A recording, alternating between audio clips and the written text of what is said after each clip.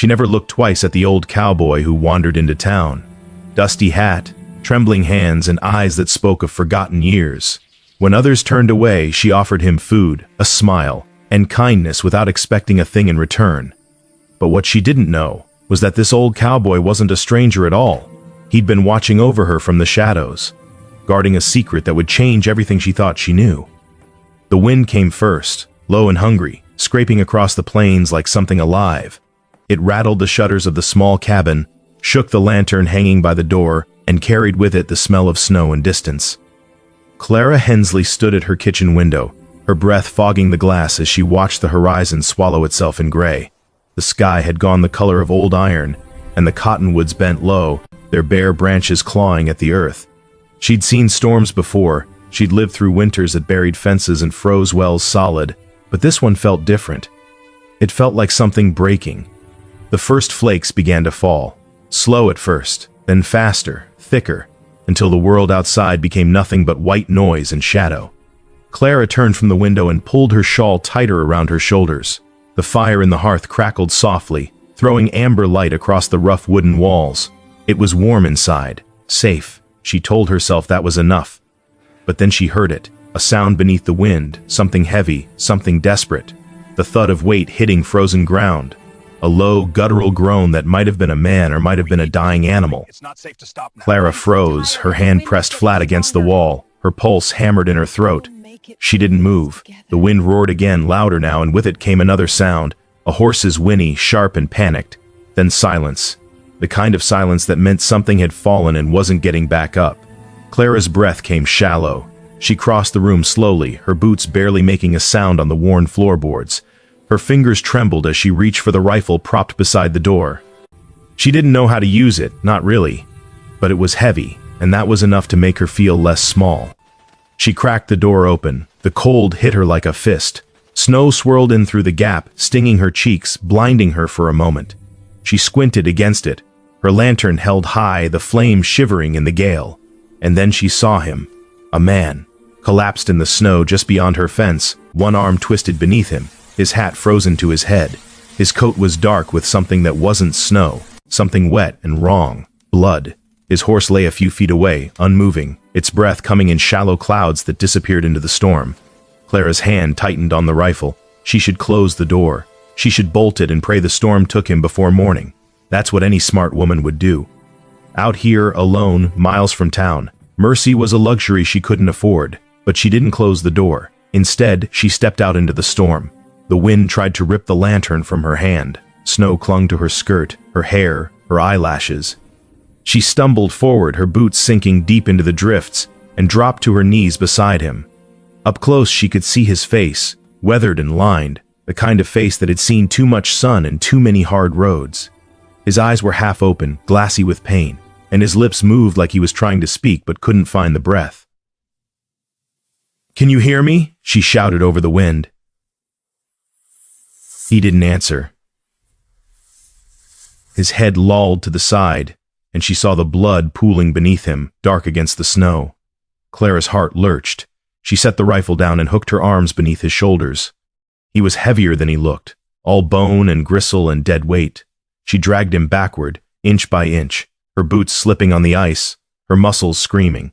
The storm howled around them, like it wanted to swallow them both. By the time she got him through the door, her hands were numb and her lungs burned. She kicked the door shut behind her and let him drop onto the rug by the fire. He didn't make a sound. For a moment she just stood there, gasping, staring down at him. His chest rose and fell, barely. Blood soaked through his shirt, spreading across the fabric like a stain that wouldn't stop. She didn't know where it was coming from.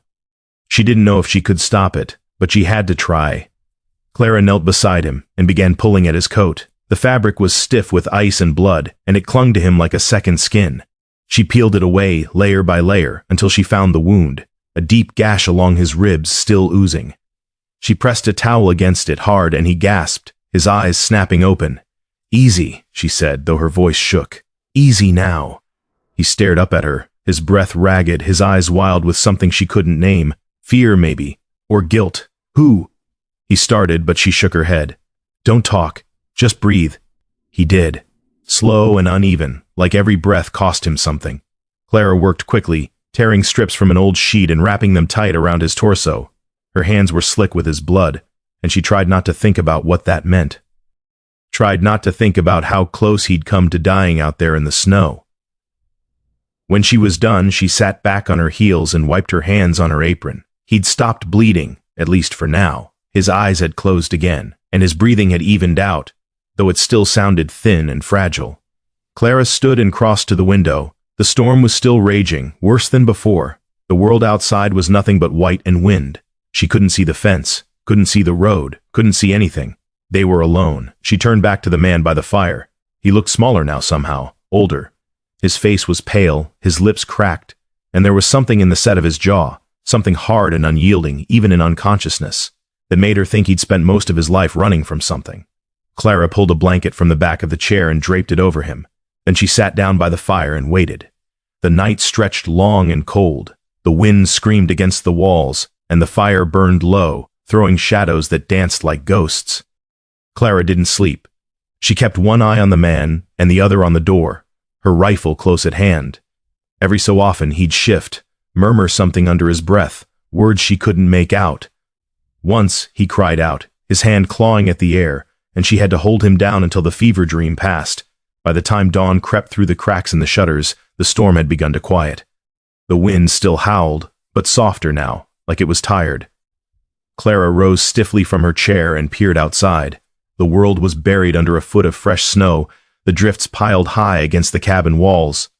The sky was still gray, but lighter now, almost hopeful.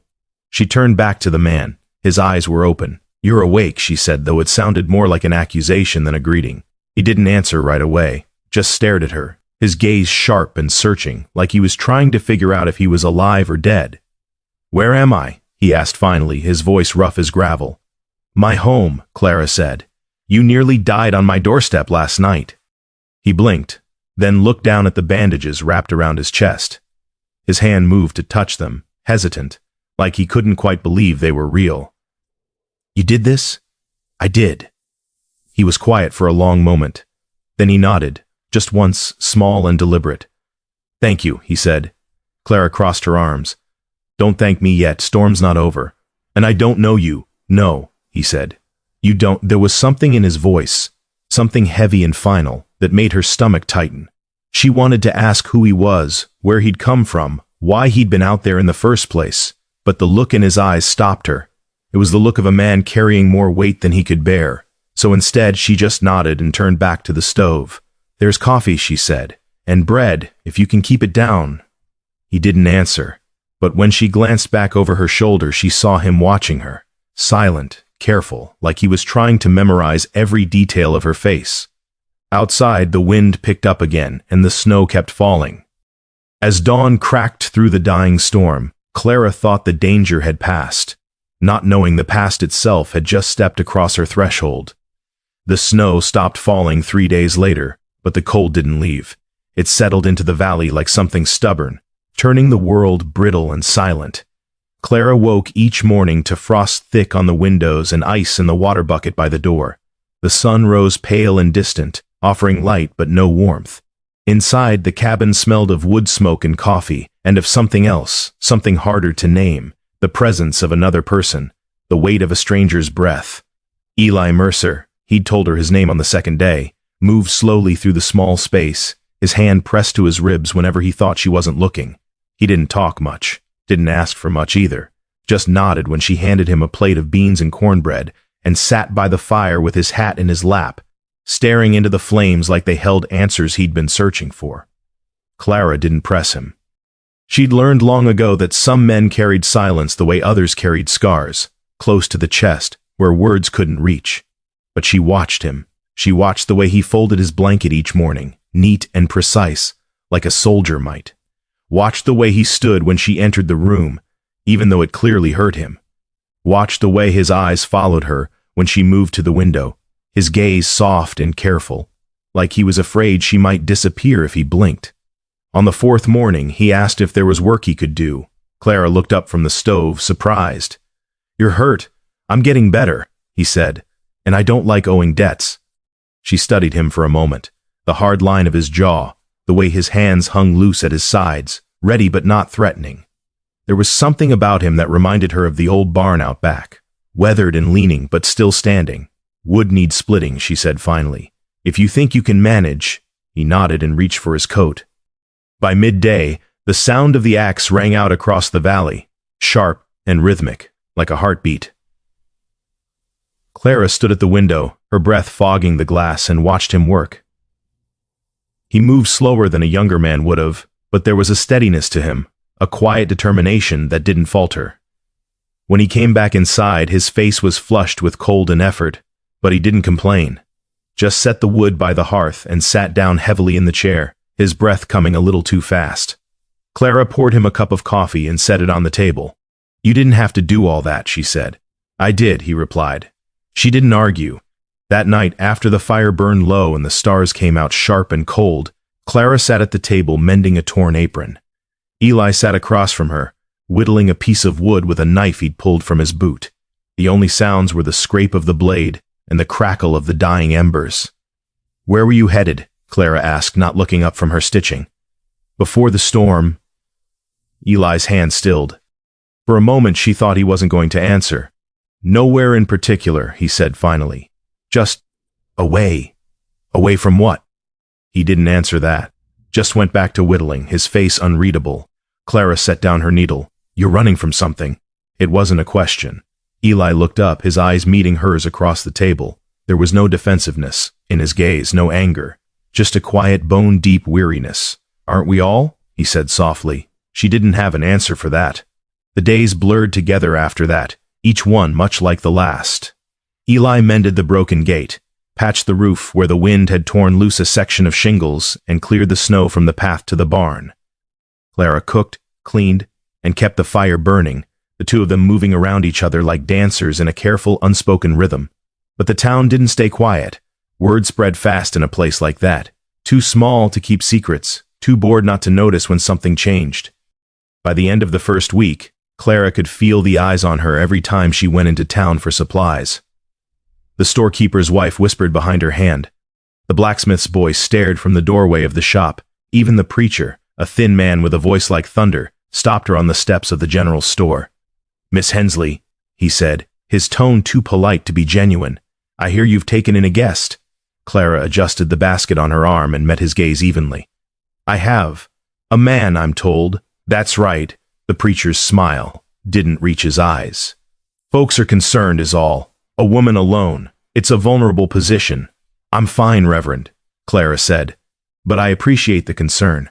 She moved past him before he could say more, but she felt his eyes on her back all the way down the street. That night, when she told Eli about the conversation, he didn't say anything. Just stared into the fire, his jaw tight. "They're worried about you," she said, sitting down across from him. "No," Eli said quietly. "They're worried about me." Clara frowned. "What do you mean?" He looked at her then, and there was something in his eyes, something dark and heavy, like a storm cloud rolling in. "People like me don't belong in places like this," he said. "Not for long. People like you, men with pasts," he said. "Men who've done things they can't undo." Clara's chest tightened. She wanted to ask what he meant, wanted to press him for answers, but the look on his face stopped her. Instead, she just nodded. "Well," she said, "you're here now, and I'm not turning you out." Eli's gaze softened, just a little. "Why not?" She thought about that for a moment. Thought about the way he'd thanked her that first morning, the way he'd stood when she entered a room, the way he worked without complaint, even though she knew it hurt him. "Because you've been kind," she said simply, "and kindness is rare enough that I don't take it for granted." Eli didn't say anything, but when he looked away, Clara thought she saw something like relief flicker across his face. The nights grew colder, and the valley seemed to hold its breath, waiting for something. Eli still rode out sometimes, just before dawn, heading toward the ridge where the land dropped away into shadow. Clara didn't ask where he went, didn't ask what he was looking for, but she noticed the way he always came back quieter than when he'd left, his shoulders a little heavier, his eyes a little darker. One evening, as the sun sank low and the sky burned red, Clara found him standing by the fence, staring out at the horizon. She pulled her shawl around her shoulders and walked out to join him. "What do you see out there?" she asked. Eli didn't look at her, Ghosts, he said. Clara was quiet for a moment. Then she said, "We all have those." He turned to her then, his gaze searching. "What are yours?" She looked out at the land, the wide, empty stretch of it, the way the light turned everything gold and soft before the darkness came. "My husband," she said. "He disappeared 5 years ago. Rode out one morning and never came back. They found his horse 3 days later, but not him." Eli's expression didn't change, but something shifted in his eyes. "I'm sorry." Clara nodded. "So am I." They stood there in silence, the wind moving soft and low around them, carrying with it the smell of dust and distance. "Do you think he's still out there?" Eli asked quietly. Clara didn't answer right away. Then she shook her head. "No," she said. "I think he's been gone a long time." Eli nodded slowly. "Then you know what it's like," he said, "to lose someone and not know why." "I do." He looked at her for a long moment, and something passed between them, something unspoken but understood. Two people standing in the ruins of their own histories, trying to find solid ground. "Thank you," Eli said finally. Clara frowned. "For what?" "For not asking questions I can't answer." She smiled. "Just a little. Maybe someday you'll be ready to answer them." "Maybe," he said, but he didn't sound convinced. As they turned back toward the cabin, the sun slipped below the horizon, and the valley went dark. But when the snow softened into spring mud, something tender began to thaw between them, and old ghosts stirred in the thawing earth. The ice broke first in the creek, crackling like gunfire in the early morning stillness. Clara heard it from the cabin, sharp and sudden, followed by the rush of water finally set free. She stood at the door, her shawl pulled tight, and watched as the world began to breathe again.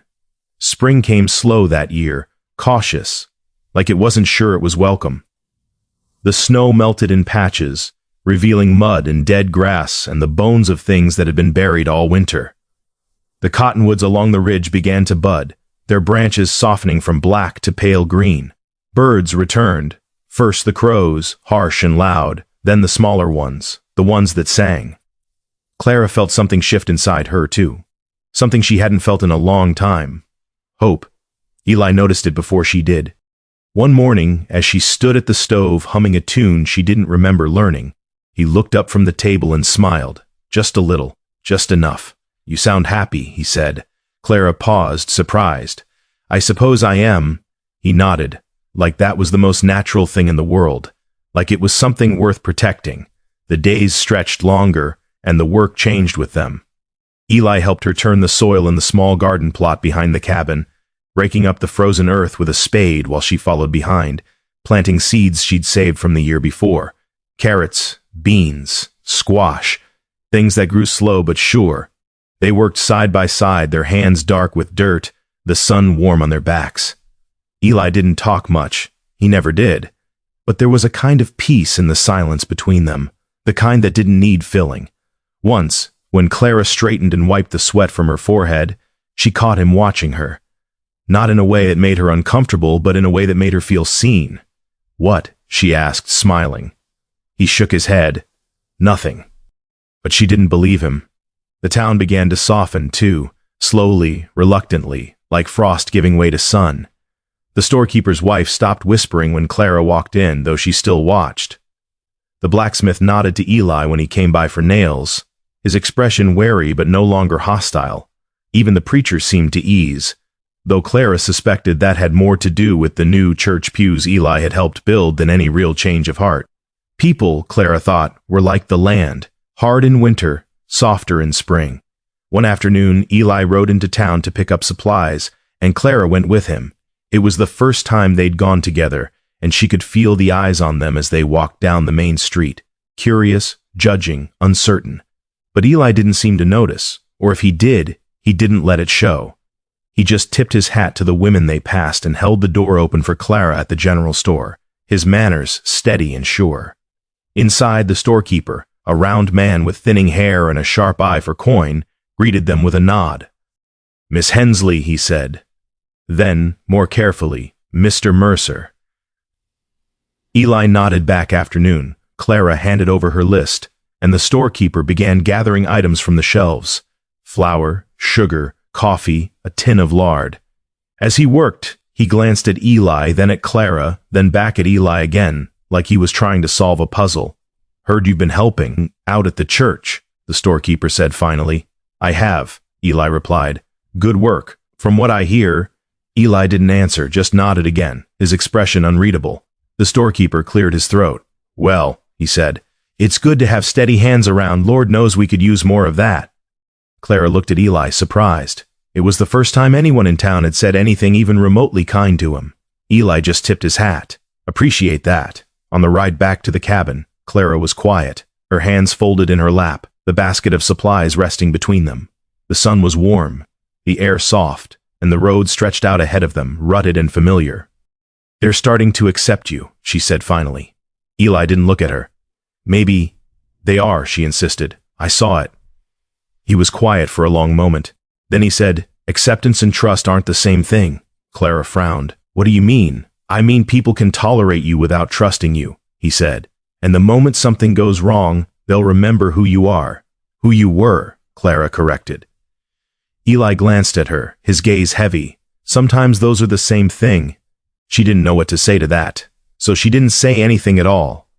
That night, after supper, Eli sat by the fire whittling again, this time a small wooden horse, smooth and delicate, with a mane carved in careful detail.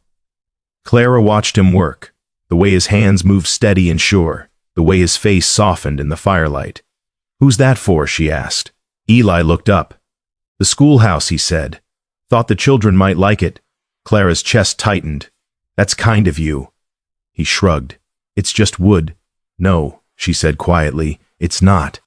He didn't argue, just went back to whittling, the shavings falling like snow at his feet. The next morning, Clara took the wooden horse to the schoolhouse, a small weathered building at the edge of town where she'd once taught before the whispers started. The children were outside when she arrived, running and laughing, their voices bright and sharp in the clean air. One of them, a little girl with braids and a gap-toothed smile, ran up to her. "Miss Clara," she shouted, "did you bring us something?" Clara knelt down and handed her the horse. The girl's eyes went wide. "It's beautiful," she whispered. "It's from Mr. Mercer," Clara said. "He made it for all of you." The other children crowded around, their hands reaching, their voices rising in excitement. Clara smiled, something warm and bright spreading through her chest. Maybe, she thought, this was what healing looked like.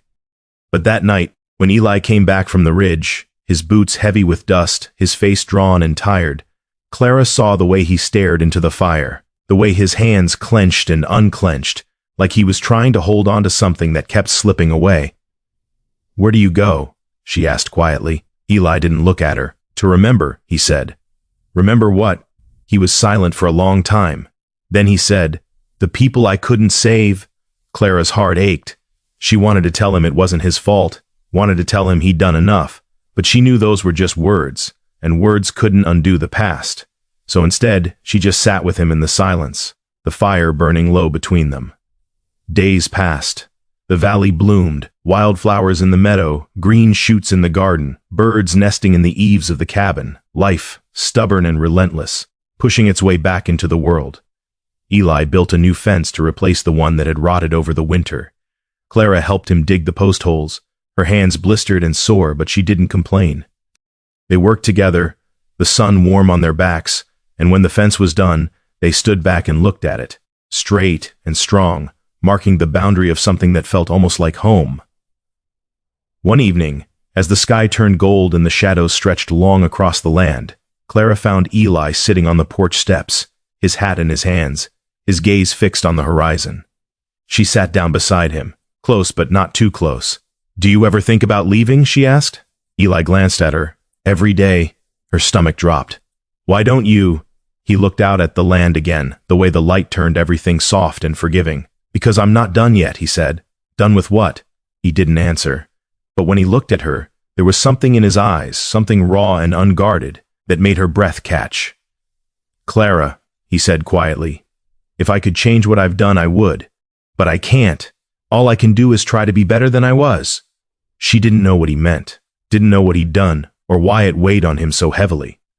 But she knew, in that moment, that whatever it was tearing him apart. "You're already better," she said softly. "I see it every day." Eli closed his eyes, and for a moment, he looked like a man who'd been holding his breath for years and finally, let it go. Thank you, he whispered.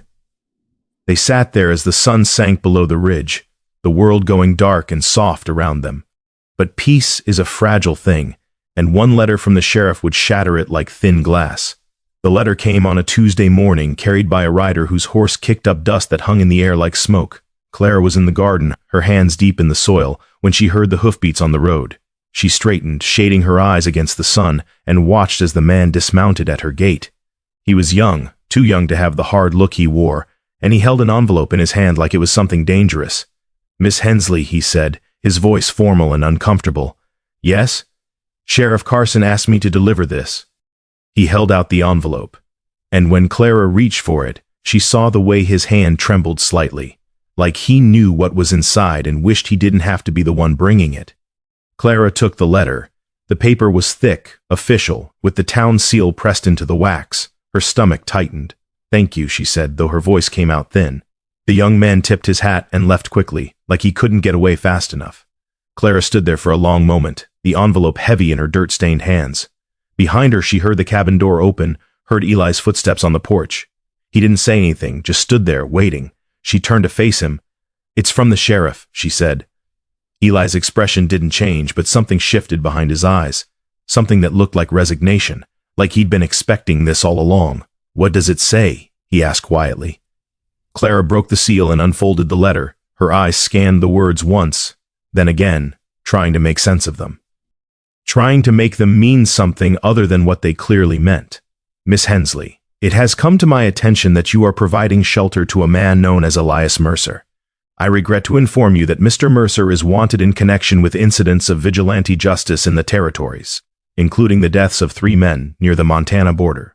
A federal marshal will be arriving within the week to question him regarding these matters. For your own safety, I strongly advise you to distance yourself from this individual immediately. Respectfully, Sheriff Tom Carson." The words blurred. Clara read them a third time, her hands shaking now, her breath coming short and sharp. "Clara," Eli said, his voice steady but low, "what does it say?" She looked up at him, and the question died in her throat. Because she already knew. She could see it in his face, the way his jaw was set, the way his shoulders had gone rigid, the way he looked at her like he was memorizing her face because he knew he wouldn't see it much longer. "They're coming for you," she whispered. Eli nodded slowly. "I know. 3 men, she said, her voice rising. "They're saying you killed 3 men. I did." The words hit her like a slap. Clara stepped back, the letter falling from her hands, fluttering to the ground between them. They killed my family," Eli said, his voice hard now, edged with something sharp and cold.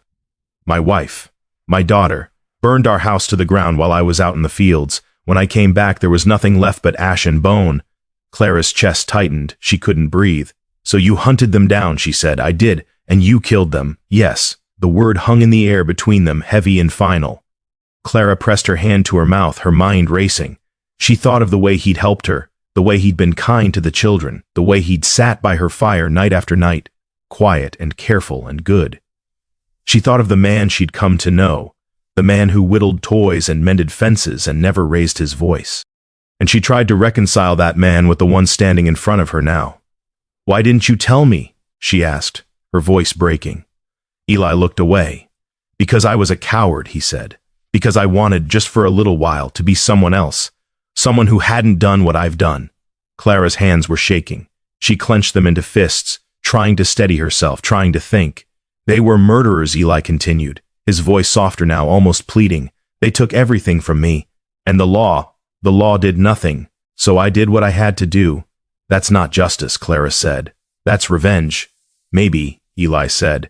"But it's all I had." Silence fell between them, thick and suffocating. The sun beat down, hot and relentless, and somewhere in the distance, a crow cawed, sharp and mocking. Clara bent down and picked up the letter. She read it again, slower this time, forcing herself to focus on the words. "A marshal's coming," she said. "Within the week," Eli nodded. "What will you do?" He looked at her then, and the weight in his gaze was almost unbearable. "I'll leave," he said, "tonight, before word spreads any further." And then what? You'll run for the rest of your life? If I have to. Clara's throat tightened. She wanted to tell him to stay, wanted to tell him they'd figure it out together, but the words wouldn't come. Because she knew, deep down, in the part of her that had learned to survive in a world that didn't forgive, that staying would destroy them both. You should have told me, she said quietly. From the beginning. I know, Eli said, I'm sorry. She looked at him, really looked at him, and saw the exhaustion carved into every line of his face. The years of running, the years of carrying guilt like a stone around his neck. And beneath it all, something fragile and breaking. So am I, she whispered. By midday, the whole town knew. Clara felt it the moment she stepped onto the main street, the way conversation stopped when she passed, the way eyes followed her, sharp and judging, the way Mrs. Calloway, who'd once brought her soup when she was sick, turned and walked the other way when she saw her coming. The words were everywhere, whispered behind hands, and spoken in low, tight voices. The widow and the outlaw. She took him in, knowing what he was. She's as guilty as he is. Clara kept her head high, her back straight, even as shame burned hot in her chest. She walked to the general store, pushed open the door, and stepped inside. The storekeeper looked up, and the smile that had been forming on his face died instantly. Miss Hensley, he said, his voice cold. I need flour, Clara said, and coffee. The storekeeper didn't move. I'm afraid I can't help you today. Clara's stomach dropped. Excuse me? Store policy, he said, though his eyes wouldn't meet hers. We reserve the right to refuse service. You've never refused me before. Things change, the storekeeper said flatly. Clara's hands trembled. She wanted to scream, wanted to tell him that she hadn't known, that she'd only been trying to help, that kindness shouldn't be punished like this. But the words stuck in her throat, useless and small. She turned and walked out, the door swinging shut behind her with a soft, final click. Outside, the sun was blinding. Clara stood on the wooden sidewalk, blinking against the light, trying to steady her breathing. She could feel the eyes on her, dozens of them, watching from windows and doorways, waiting to see what she'd do next. She walked to the schoolhouse. The building was empty, the door standing open, creaking softly in the breeze. Clara stepped inside, her footsteps echoing on the wooden floor. The desks were still there, lined up in neat rows, but the walls had been stripped. No drawings, no slates, no signs of the children who'd once filled this space with noise and life. And on the door, scratched deep into the wood, were the words, Outlaw Lover. Clara's knees buckled. She sank down onto one of the small desks, her hands pressed to her face, and for the first time in years, she let herself cry. She didn't hear the footsteps until they were right behind her. Clara. She looked up, her vision blurred with tears, and saw the sheriff standing in the doorway. Tom Carson was a broad man with a lined face and eyes that had seen too much. He held his hat in his hands, turning it over and over, like he didn't know what to do with it. I'm sorry, he said. I didn't want this to happen. Clara wiped her eyes. Then why did you send that letter? Because it's my job, Carson said, and because if I didn't, someone else would have, and they wouldn't have been as kind. Kind, Clara repeated, her voice bitter. You call this kind? Carson stepped inside, his boots heavy on the floor. I call it honest, he said. Elias Mercer is wanted, Clara. He killed 3 men. That's not something the law can ignore. They killed his family, Clara said, her voice rising. His wife, his little girl, what was he supposed to do? He was supposed to let the law handle it. And if the law did nothing, Carson's jaw tightened. Then he was supposed to live with it, he said, like the rest of us do. Clara stared at him, something cold and hard settling in her chest. You don't believe that. It doesn't matter what I believe, Carson said. It matters what's right. And what's right, Clara demanded. Letting murderers walk free? Letting good men hang for doing what no one else would? Carson didn't answer. He just looked at her, his expression tired and sad, and Clara realized he didn't have an answer. None of them did. The marshal will be here in 3 days, Carson said finally. If Mercer's still here, he'll be arrested. If he runs, they'll hunt him down. Either way, Clara, you need to stay out of it. Or what? She said. You'll arrest me too? No, Carson said quietly, but the town will tear you apart. He put his hat back on and turned to leave. At the door, he paused, glancing back over his shoulder. For what it's worth, he said. I think you were trying to do the right thing. But sometimes, Clara, the right thing costs more than we can afford." Then he was gone, and Clara was alone again. That night, when she returned to the cabin, she found Eli packing. His saddlebags were open on the table, his few belongings folded neatly inside. He didn't look up when she came in, just kept working, his movements slow and deliberate. "You're leaving," Clara said. "I have to—" "When?" "Before dawn." Clara set her basket down, her hands shaking. "And where will you go?" "I don't know," Eli said. "Somewhere they won't find me." "There's nowhere like that," Clara said. "Not anymore." Eli stopped packing. He looked at her, and the pain in his eyes was almost more than she could bear. "I'm sorry," he said, "for all of it. For bringing this to your door, for ruining what you had." "You didn't ruin anything," Clara said, though her voice broke. "The town did that, not you." Eli shook his head. "I'm the reason they turned on you. I'm the reason they—" "Stop," Clara said. She crossed the room and took his hands in hers, holding them tight. "You are not the villain they're making you out to be. You're a man who lost everything and tried to survive. That's not a crime. It is in the eyes of the law. Then the law is wrong." Eli's hands trembled in hers. "Clara." "No," she said fiercely. "I don't care what they say. I don't care what they think. You are a good man, Eli Mercer, and I will not let them take that from you." Eli stared at her, his eyes bright with something that might have been tears. Then, slowly, he pulled his hands free and turned away. "I have to go," he said quietly. "If I stay, they'll destroy you. And I can't. I won't. Let that happen." Clara's chest ached. She wanted to argue, wanted to beg him to stay, but she knew he was right. As long as he was here, she'd never be free of the town's judgment. And as long as she was tied to him, he'd never stop running. "Promise me something," she said, her voice barely a whisper. Eli looked back at her. "Promise me you'll survive," she said. "Promise me you won't give up." Eli's jaw tightened. Then he nodded. "I promise." They stood there in the firelight, the distance between them both infinite and unbearably small. And when dawn came, he was gone. By the time Eli rode away before dawn, Clara's world had fallen silent, except for the echo of hooves fading into the hills.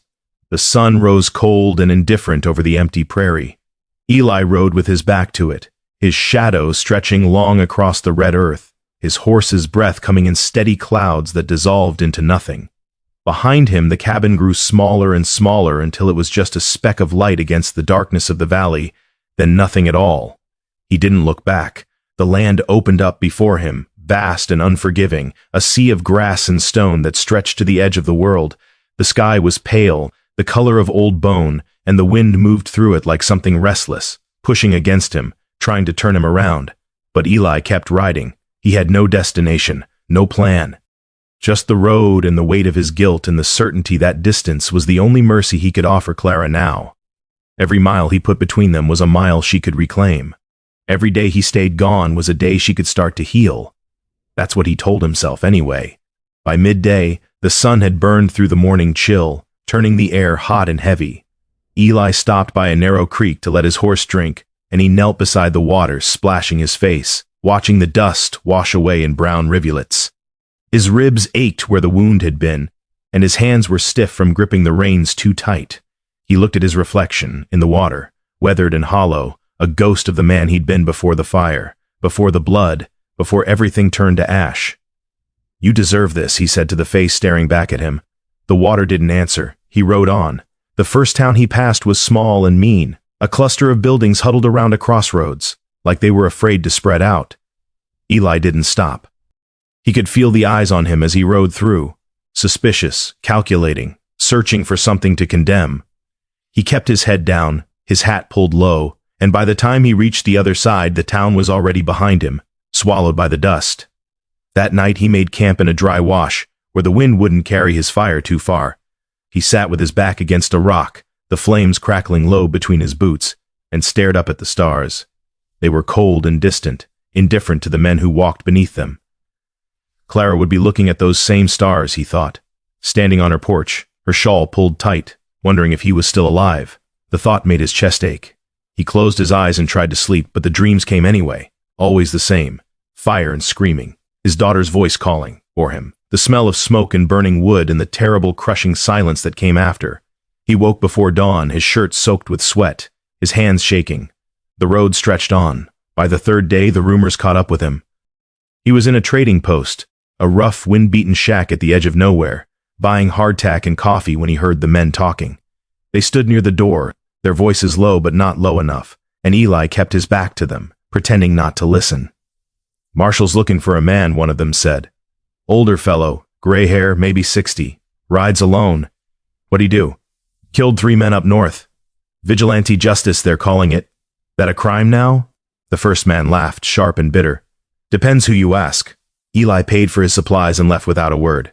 But as he stepped outside, he saw the way one of the men watched him. His eyes narrowed, his hand resting on the gun at his hip. Eli mounted his horse and rode. The land changed as he moved west, flatter, drier, the color of rust and bone. The grass grew sparse, and the trees disappeared altogether, leaving only the wind and the wide, empty sky. It was the kind of place where a man could vanish, where the horizon swallowed everything and gave nothing back. But Eli couldn't shake the feeling that he was being followed. He saw them on the 4th day, 3 riders, dark shapes against the pale sky, moving parallel to him but keeping their distance. They didn't try to hide, didn't need to. They were hunters, and they wanted him to know. Eli pushed his horse harder, but the animal was tired, its sides heaving, its steps growing unsteady. By dusk, the riders had closed the gap, and Eli knew he couldn't outrun them. So he stopped running. He found a narrow canyon, steep walls on either side, a dry creek bed running through the middle, and led his horse into it. Then he dismounted, pulled his rifle from the saddle, and climbed up into the rocks. The stone was warm beneath his hands, still holding the heat of the day, and he wedged himself into a crevice where he could see the canyon floor. Then he waited. The riders came just as the sun touched the horizon, their horses picking their way carefully through the rocks. There were 3 of them. Just as he'd seen, hard men with hard eyes, their rifles slung across their backs, their faces shadowed beneath wide-brimmed hats. Bounty hunters. "Mercer," one of them called, his voice echoing off the canyon walls. "We know you're here. No sense making this difficult." Eli didn't move, didn't breathe. "There's a price on your head," the man continued. $500, dead or alive." He paused, then added, "We'd prefer alive. Worth more that way. But we're not particular." Eli's finger tightened on the trigger. "Come on out," the man said. "We'll take you to the marshal. Let him sort it out. Clean and simple." Clean and simple, Eli thought bitterly, like justice was ever that easy. "I'm giving you to the count of 10, the man said. Eli raised the rifle. 1. His heart pounded in his chest. 2. He thought of Clara. The way she'd looked at him that last night, her eyes fierce and full of something he didn't deserve. 3. He thought of his daughter. The way she used to laugh when he lifted her onto his shoulders, her hands tangled in his hair. 4. He thought of the men he'd killed, the way they'd begged at the end, the way their blood had looked black in the firelight. 5. He closed his eyes. Then the first shot rang out. It wasn't Eli who fired, it was one of the hunters, impatient, reckless, his bullet ricocheting off the rocks inches from Eli's head. The canyon erupted in noise, gunfire and shouting and the terrified screaming of horses. Eli fired back, his rifle kicking hard against his shoulder, and one of the hunters went down, clutching his leg. The other 2 scattered, taking cover behind the rocks, and the canyon filled with smoke and dust. "You're making this worse for yourself," one of them shouted. Eli reloaded, his hands steady despite the chaos. "It was already bad," he muttered. The fight lasted minutes, but it felt like hours. Bullets chipped away at the stone around him, and the air grew thick with the smell of gunpowder and sweat. Eli moved from position to position, never staying in one place long enough for them to draw a bead on him. One of the hunters tried to flank him, climbing up the opposite wall of the canyon. Eli saw him too late. The man's rifle was already raised, his finger tightening on the trigger, and then the sky split open. Lightning cracked across the heavens, so bright it turned the world white for an instant. Thunder followed, a deep rolling roar that shook the ground beneath them. And then the rain came, sudden and violent, a wall of water that turned the canyon floor into a rushing torrent within seconds. The hunter on the wall lost his footing, his boots slipping on the wet stone. He fell hard, his rifle clattering away, and the water swept him up, carrying him downstream like driftwood. The other hunter, the one who'd been doing the talking, shouted something Eli couldn't hear over the storm, then turned and ran. dragging his wounded companion with him. Within moments they were gone, swallowed by the rain and the darkness. Eli lowered his rifle, his breath coming in ragged gasps. His clothes were soaked, his hands shaking, and his ears rang from the gunfire and the thunder.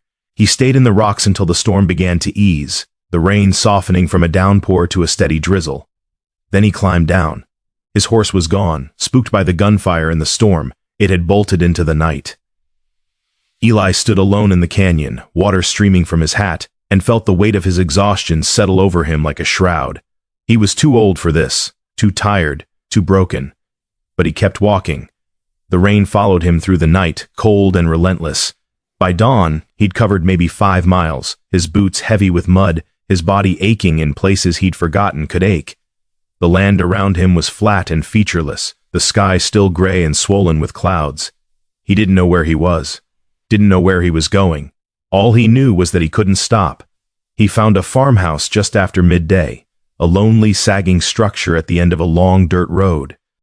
Smoke rose from the chimney, thin and hesitant, and Eli could see a woman hanging laundry on a line behind the house, her movements slow and deliberate. He almost kept walking, almost passed it by. But his legs were shaking, and his vision was starting to blur at the edges, and he knew that if he didn't rest soon, he wouldn't make it another mile.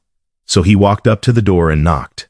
The woman who answered was young, maybe 30, maybe younger, with tired eyes and calloused hands. She looked at him warily, taking in his soaked clothes, his muddy boots, the rifle slung over his shoulder. "Help you?" she asked, her voice flat. "I'm sorry to bother you, ma'am," Eli said, his voice hoarse. "I've been walking all night. I was hoping I could rest here for a spell, just an hour or two. I won't cause any trouble." The woman's eyes narrowed. "You running from something?" Eli hesitated. Then he nodded. "Yes, ma'am. I am bounty hunters." The woman studied him for a long moment. Then she stepped back and opened the door wider. "Come in," she said. "But if you bring trouble to my door, I'll shoot you myself." "Yes, ma'am," Eli said. "I understand." Inside, the house was small and sparse, but it was warm and dry, and that was enough. The woman gave him a blanket and a cup of coffee, and Eli sat by the fire, his hands wrapped around the cup, feeling the warmth seep back into his bones. "What's your name?" the woman asked. "Eli," he said. "Eli Mercer."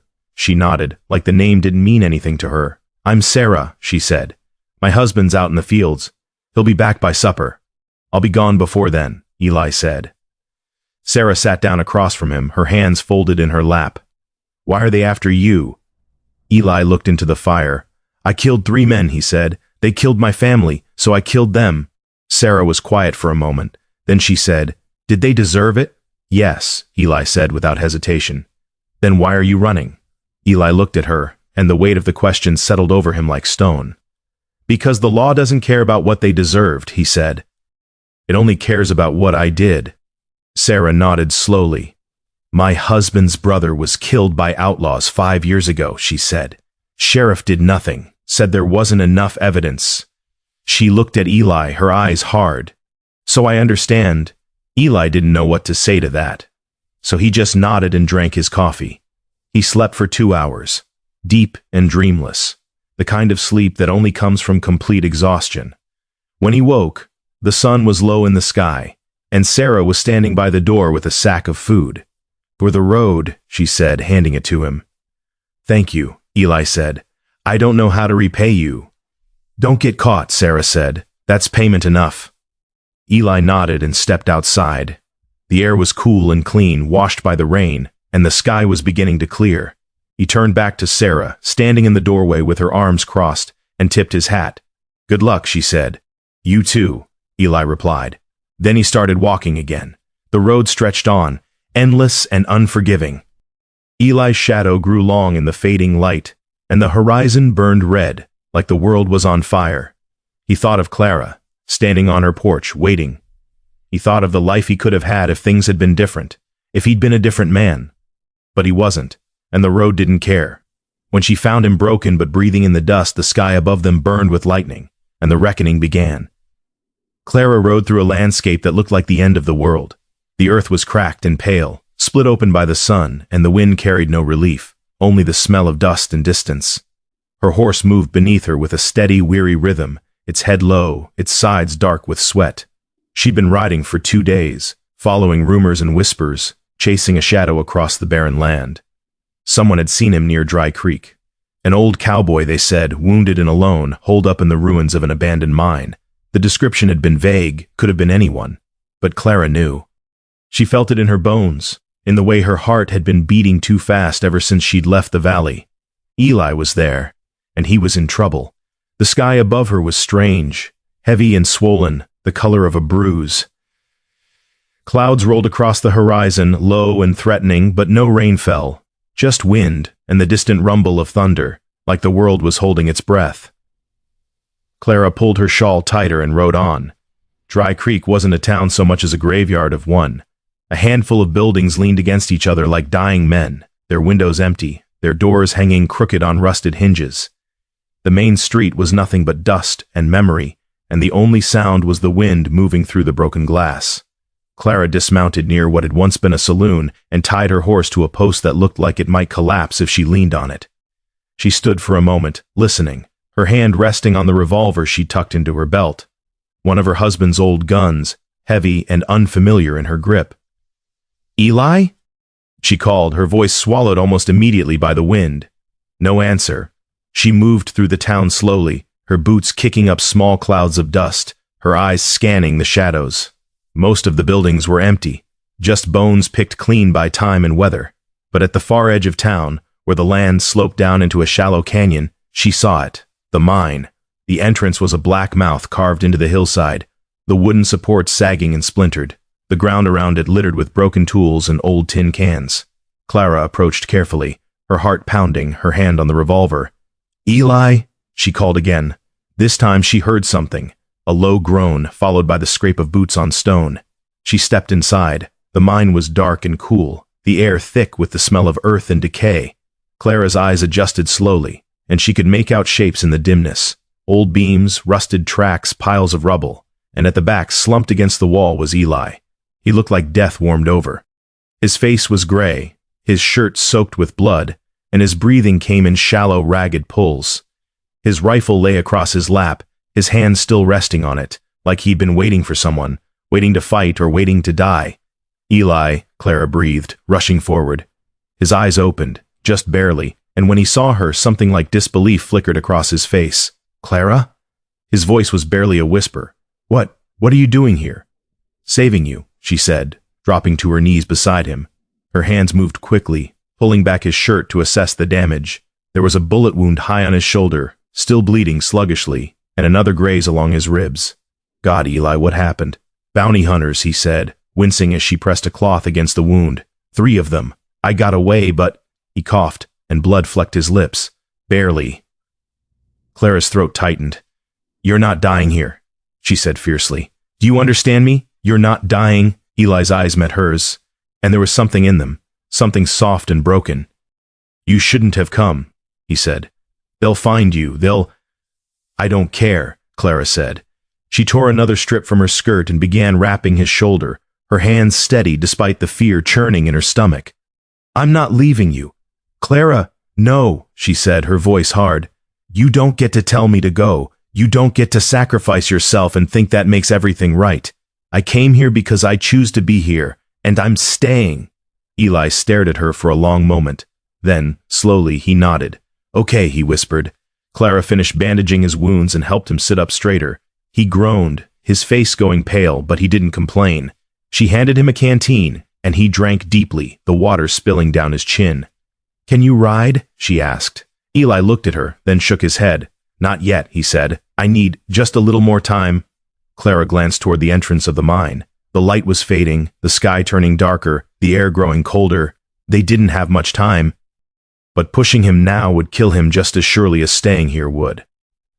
"All right," she said. "We'll rest. But only for a little while." She moved to the entrance and peered out. The town was still empty, the wind still howling through the broken buildings. But something felt different now.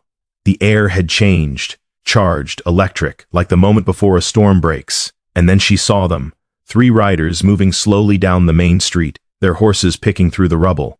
They weren't trying to hide, they were hunting. Clara's blood went cold. She turned back to Eli. "They're here," she said quietly. Eli's jaw tightened. He reached for his rifle, but his hands were shaking, and Clara could see the pain carved into every line of his face. "Give me the rifle," she said. "Clara, give it to me."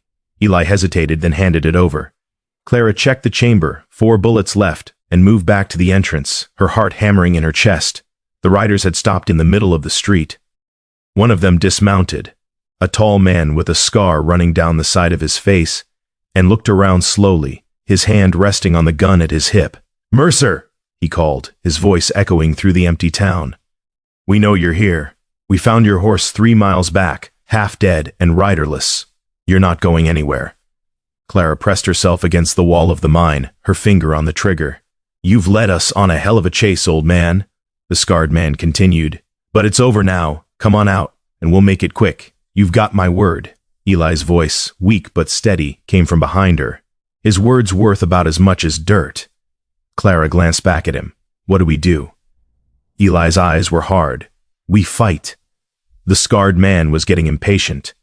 "I'm giving you to the count of 10, he shouted. "And then we're coming in after you." Clara tightened her grip on the rifle. "How many bullets do you have in that revolver?" she asked Eli. He checked. 3. 7 between us, Clara said. 3 men. Bad odds. We've faced worse. Eli looked at her. And despite everything, despite the blood and the pain and the certainty that they were both about to die, he smiled. Just a little. Just enough. "Yes," he said. "We have—" The scarred man started counting. 1. Clara took a deep breath and raised the rifle. 2. The sky rumbled, low and threatening. 3. The wind picked up, swirling dust through the street. 4. Clara's hands were steady. She could see the scarred man clearly now, could see the way his jaw worked as he counted, could see the impatience in his eyes. 5. "Clara," Eli said softly, "no matter what happens, thank you." She didn't take her eyes off the man in the street. "Don't thank me yet." 6. The thunder grew louder, closer. 7. And then the sky split open. Lightning cracked across the heavens, so bright it turned the world white. Thunder followed instantly, a deafening roar that shook the ground, and the rain came down like a curtain, sudden, violent, blinding. The scarred man shouted something, but his words were lost in the storm. The other 2 riders struggled to control their horses as the animals reared and screamed, their eyes rolling white with fear. "Now," Eli said. Clara fired. The shot rang out, barely audible over the thunder, but she saw the scarred man jerk backward, clutching his arm. He stumbled, then dropped to one knee, his face twisted with rage. "Get them!" he roared. The other 2 riders dismounted and took cover behind the ruined buildings, their guns drawn. Bullets slammed into the rocks around the mine entrance, sending chips of stone flying. Clara ducked back inside, her heart racing, and reloaded. "How many did you hit?" Eli asked. 1, she said. "I think... good enough." The gunfight erupted in chaos. The rain came down in sheets, turning the dust to mud, and the lightning flashed again and again, illuminating the battlefield in stark, violent snapshots. Clara fired twice more, aiming for movement, for shadows, for anything that looked like a target. One of the bounty hunters cried out. Whether in pain or anger, she couldn't tell. Eli crawled to the entrance beside her, his revolver clutched in his hand. He was pale and shaking, but his eyes were clear. "On the left," he said, pointing. Clara looked and saw one of the hunters trying to flank them, moving low through the mud. She aimed and fired, and the man went down, clutching his leg. 2 left, but then the scarred man appeared at the entrance, his gun raised, his face streaked with rain and blood. Clara tried to swing the rifle around, but he was too fast. The shot echoed through the mine. Clara felt the impact, sharp and burning, and stumbled backward. Her hand went to her side, came away red. The rifle clattered to the ground. "Clara!" Eli's voice, raw and desperate. The scarred man stepped inside, his gun still raised. "Should have stayed home, lady," he said, and then Eli fired. The bullet caught the scarred man square in the chest. He looked down, surprised, then crumpled to the ground without a sound. Eli dropped the revolver and crawled to Clara, his hands pressing against her wound. "No, no, no," he was saying, over and over, like a prayer. "Stay with me, Clara. Stay with me." Clara's vision was swimming, the pain sharp and cold. But she could see his face above hers, could see the fear in his eyes, and she reached up, her hand finding his. "I'm okay," she whispered, though she wasn't sure if it was true. Outside, the last bounty hunter was shouting, his voice high and panicked. "Tom! Tom, are you—" He appeared in the entrance, saw the scarred man dead on the ground, saw Eli and Clara, and froze. "Drop it," Eli said, his voice flat and cold. The man looked at him, at the bodies, at the blood. Then he dropped his gun and ran. The storm raged on, but inside the mine, everything went still. Eli tore his shirt into strips and pressed them against Clara's wound, his hands shaking. "You're going to be all right," he said, though his voice cracked. "You hear me? You're going to be fine." Clara smiled weakly. "You're a terrible liar, Eli Mercer." "I know," he said, and his eyes were bright with tears. The rain fell soft and steady outside, washing the blood into the clay, and for a moment, the world seemed to pause, waiting, holding its breath. Clara's hand tightened on Eli's. "We're not done yet," she whispered. "No," Eli said, his voice fierce. "We're not." And in the darkness of that old mine, with the storm raging outside and death all around them, they held on to each other and refused to let go.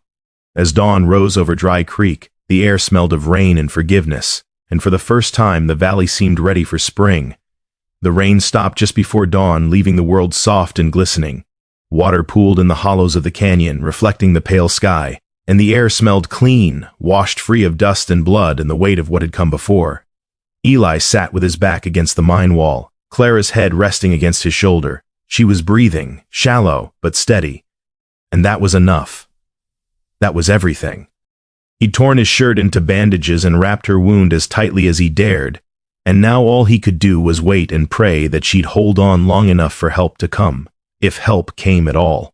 The light crept into the mine slowly, turning the darkness gray, then gold. Eli watched it spread across the floor, across Clara's face, and felt something shift inside him. Not hope, exactly, but something close to it. "Eli," Clara murmured, her eyes fluttering open. "I'm here," he said, his voice rough. She looked up at him, her face pale but her eyes clear. Did we survive?"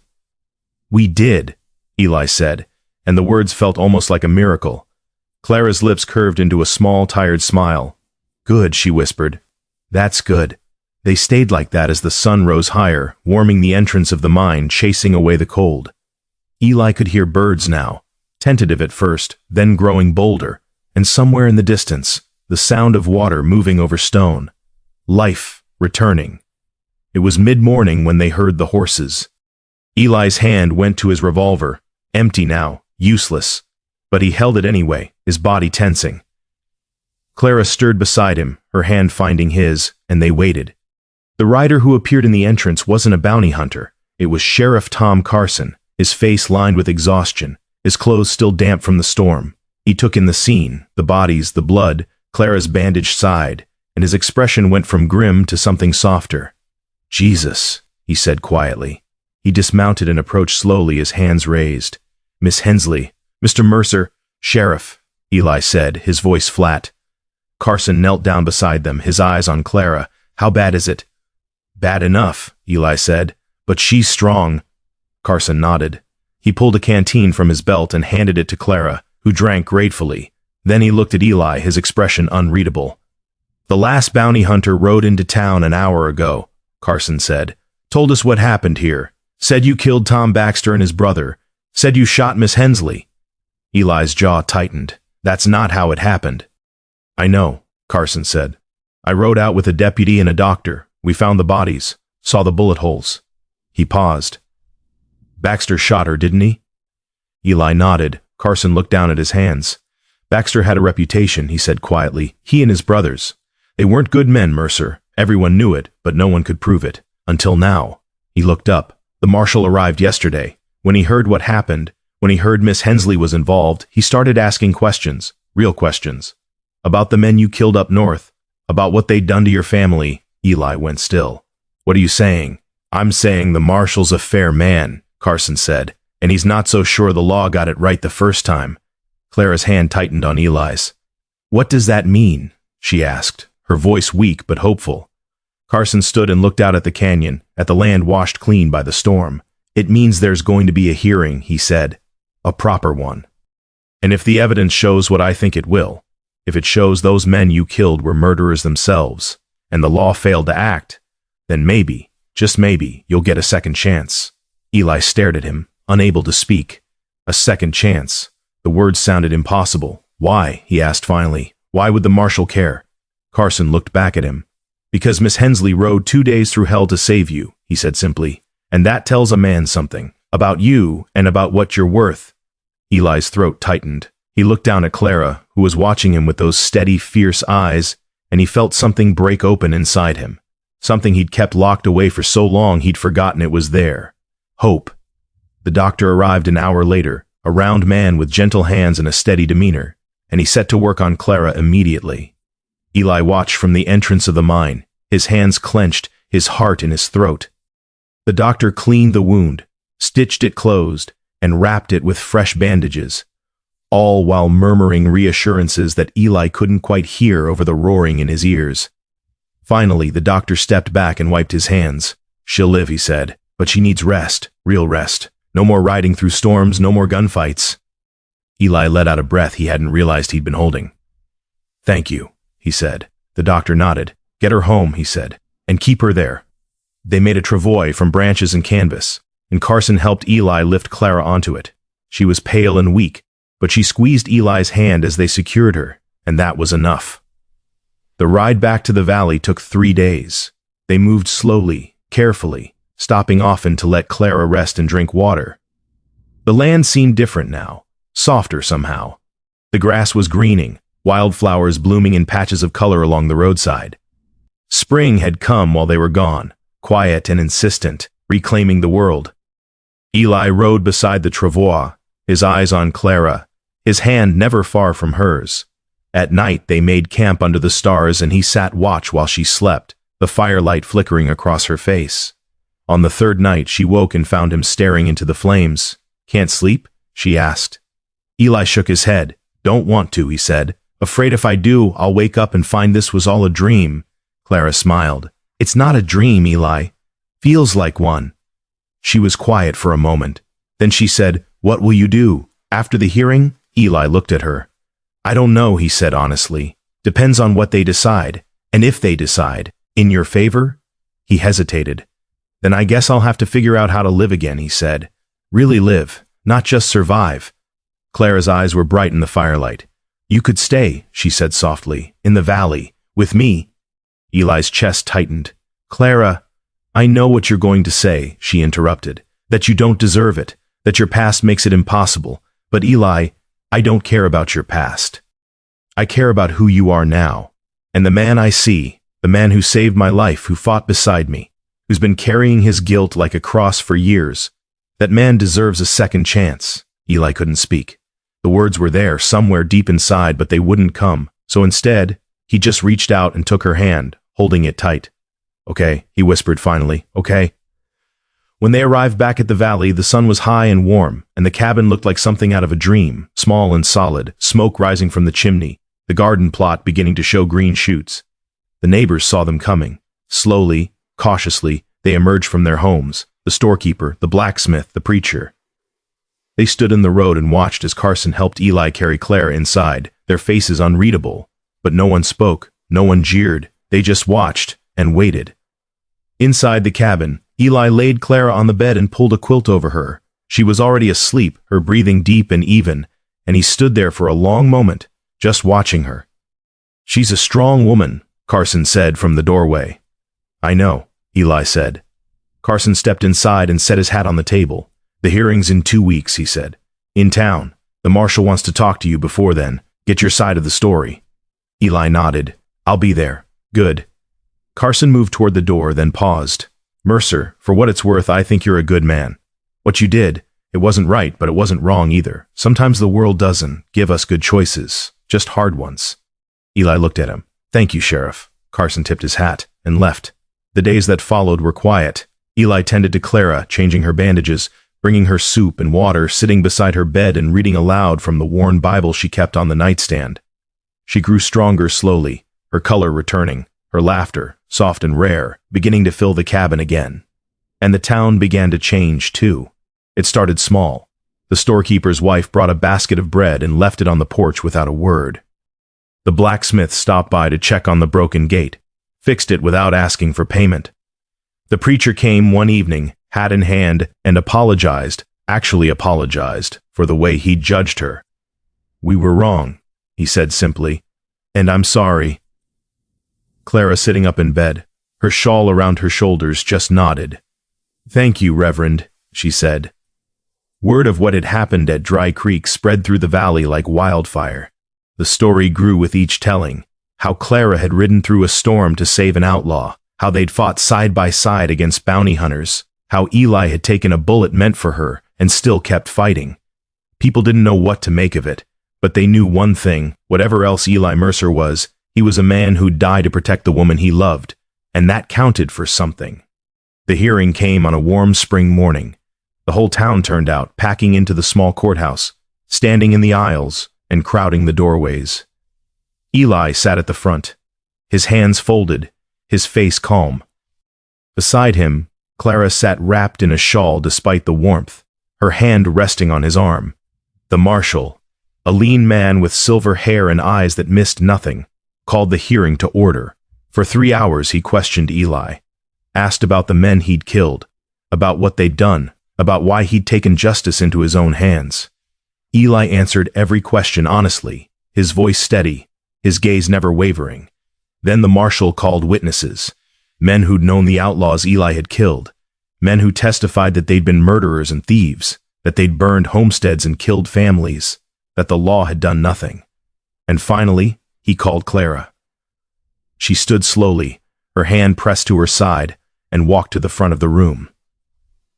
The marshal asked her why she'd gone after Eli, why she'd risked her life for a man the law called a criminal.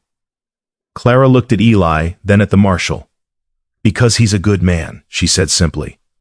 "Because he's kind and honorable, and because he's been punishing himself for years for doing what anyone in his position would have done, and because this world needs more men like him, not fewer." The room went silent. The marshal studied her for a long moment. Then he nodded and dismissed her. The decision came an hour later. "Elias Mercer," the marshal said, his voice carrying through the crowded room. "You took the law into your own hands. That is a crime. But the men you killed were themselves criminals, murderers who escaped justice, and the law failed you when it mattered most." He paused. "This hearing finds that your actions, while not lawful, were the result of extraordinary circumstances and profound injustice. The charges against you are hereby dismissed." The room erupted, some in cheers, some in protest, most in shock. Eli just closed his eyes and let out a breath. Clara's hand found his, and he held it tight. The summer came soft and golden. The garden grew thick with vegetables, and the wildflowers spread across the meadow like a blanket of color. Eli worked the land beside Clara, planting and tending and building, his hands busy, his heart slowly, carefully beginning to heal.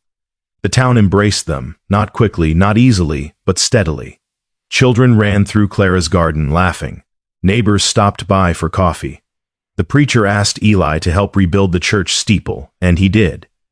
One evening, as the sun set red and warm over the valley, Eli and Clara sat on the porch steps, watching the light fade. The air smelled of grass and earth and the promise of rain. "Do you ever think about leaving?" Clara asked. Eli looked at her. "No," he said. "Not anymore." "Why not?" He was quiet for a moment, searching for the words. "Because I spent years running from my past," he said finally. "And I'm tired of running. I want to stay. I want to build something. He paused. "I want a home." Clara smiled and rested her head on his shoulder. "Then you have one," she said softly. They sat there as the stars came out, one by one, filling the sky with light. And in the valley that had once judged too harshly, that had learned, slowly, painfully, what it meant to forgive, two souls finally found peace. The land itself seemed to breathe easier. The creek ran clear and cold, the cottonwoods whispered in the wind, and in the small schoolhouse, at the edge of town, children learned their letters while a wooden horse Eli had carved sat on the teacher's desk, a reminder that kindness, once given, never truly fades. Years later, travelers passing through the valley would hear the story, about the widow who took in an outlaw, about the man who'd lost everything and found redemption in the most unlikely place, about the town that learned to see past its own fear and judgment. And they'd see them sometimes, an old cowboy and a woman with kind eyes, working side by side in a garden full of wildflowers, their laughter carrying on the wind. Some stories, people said, don't have neat endings. But this one did. Not because everything was perfect, not because the past was erased or forgotten, but because two people chose mercy over judgment, chose love over fear, chose to stay when the world told them to run, and in doing so they taught a valley and everyone in it what it really means to come home. The sun set slow and gentle over the land, painting the sky in shades of amber and rose. The wind moved soft through the grass, carrying with it the smell of rain and growing things. And in the golden hush of evening, the land itself seemed to breathe, as if mercy had finally found a home.